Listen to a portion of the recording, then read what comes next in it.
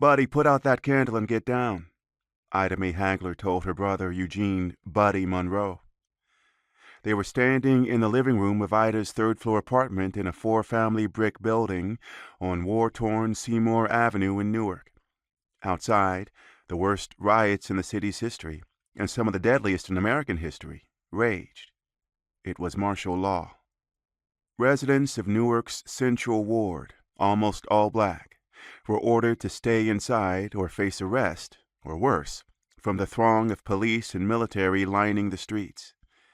Lights were turned off in every house so the cops outside wouldn't see movement inside. Any sudden movements were generally met with immediate gunfire from security forces, trying desperately to end the killing, squash the bloody uprising, and regain control of the city.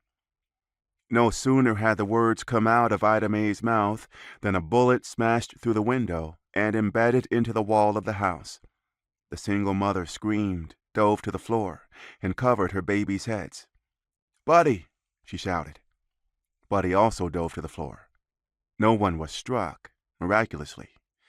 Sirens wailed outside and more gunfire erupted. It was a war zone.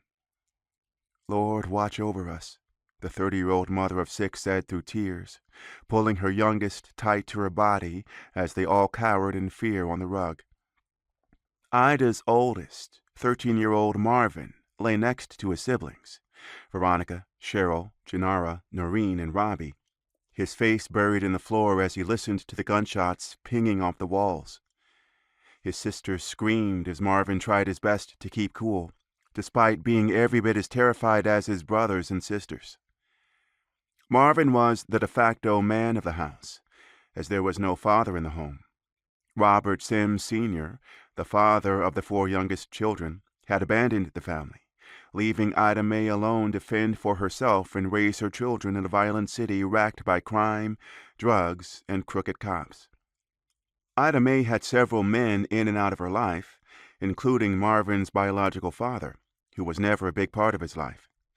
Marvin's first wife, Bertha, said he rarely spoke about his dad. She said she only met him once when they were young. Veronica, almost exactly a year younger than Marvin, says she had a different father.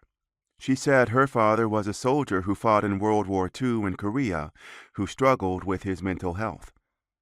He was never the same after he came back from the war, she recalled. According to her, he went to get medication at Newark General Hospital, climbed up to the 6th floor, and leaped out a window to his death. Robert Sims Sr., an aspiring doo-wop singer, started dating Ida Mae when she was just 15. They married in 1956 and had 4 children together: Cheryl, a.k.a. Sherry, Robert Jr., Janara, and Noreen, nicknamed Buttons. Sims also had a child named Sharon from a previous relationship who also lived with the family.